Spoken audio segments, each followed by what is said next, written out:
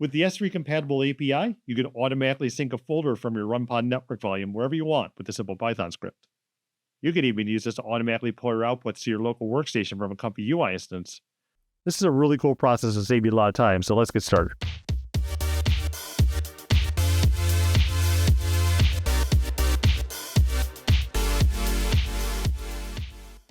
So the S3 API gives you command line access to your network volumes on Runpod from anywhere on the internet.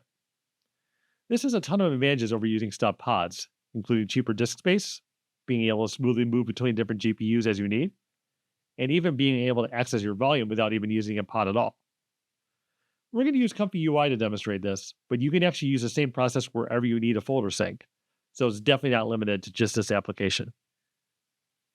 All right, so before we do anything else, we'll need to first create our S3 API key because this is what's going to give us access to get into our network volume from a command line standpoint.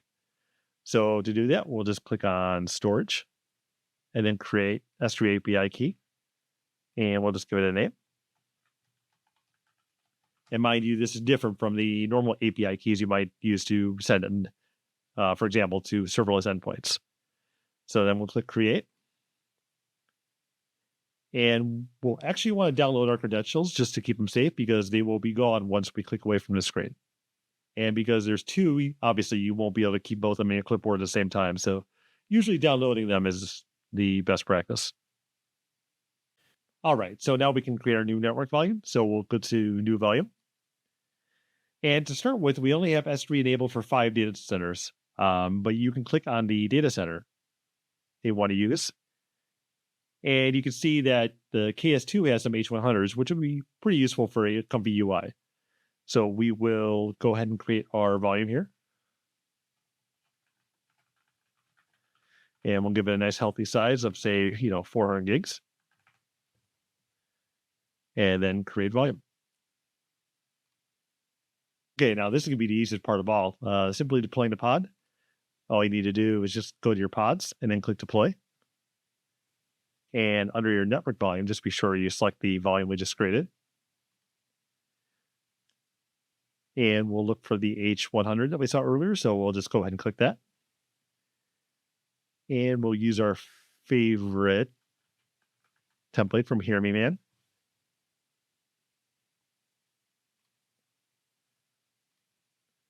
And of course, just be sure to, with this particular template, you'll want to tell it to download the models. So we can do that by going to download 122 and change that to true. And set overrides and then deploy. And we'll just go ahead and wait for this to boot up. All right, and now we're going to connect to the pod and generate some images. I've already been generating a few on my own just to get something into the download folder. We're not going to be super concerned about the actual content. Basically, we just want some data in there just so we can show that the transfer is working. You can see if we go to queue, I've already got some images out there. And if we go into the ComfyUI folder, then output, and then video, you can see that those files are out there already. So the way that the script works is that every 30 seconds, it will just check the remote volume through an API call. Whatever it finds, it downloads to your destination. The script will verify that the download is complete, and then once it's done, it will remove the files from the remote volume. You can change how frequently it runs this call in the script, and there's no real limit on how often you call it. Obviously, don't do something that's going to resemble a DDoS attempt or something, that's sending thousands of calls a second, but once or even a few times every second isn't going to be a problem. Next, we'll need to install the AWS CLI interface. And since this is a bit different for every operating system, I won't get into the weeds, but it will provide a link in the description with install instructions, and I will run through AWS configure and do a test command so you can follow along on your side and test that your connection is working. All right, once you have it installed, we can get going by typing AWS configure. It's going to ask you for a access key ID, and that will be the string that starts with user underscore.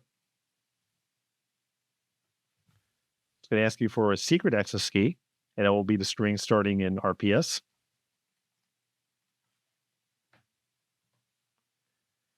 Region name, we can leave blank. You can enter the name of the data center if you like, but for now, we'll just leave it blank for simplicity. Output format, you can also leave blank. And the command that we're going to run will look like this. This is going to do just a simple ls command.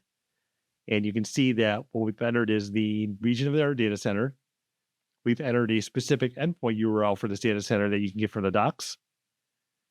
And that is going to be S3:// and the volume ID for your data center. And if you run this, this will actually show you the directory listing of that folder. Okay, we've downloaded the script. So what we need to do now is replace the access key with our key that begins with the user, and the secret key with our field that begins with RPS. We'll need to paste in the volume ID for our network volume. Data center is correct. That's KS2. Each data center has its own specific endpoint URL that you'll need to get from the docs, but you'll need to paste that in there too. Remote folder is the folder on the volume that's going to download. So if you just have to send a slash, it should download everything. If you want to get a specific subfolder, you can put that here. If you'd like to download to a specific local directory, you can also specify that here. And lastly, you can specify the check interval in seconds. So you can set this to, a decimal if you wanted to check multiple times per second. Or if you want to check every minute, you would just select 60. And now that's all set, so we can go ahead and run the script. All right, the moment of truth. We're going to run the script in the terminal. And as you can see, it found some files on the local volume. And it is going to pull those down as well as remove them from the volume. And we'll just give that a moment to run.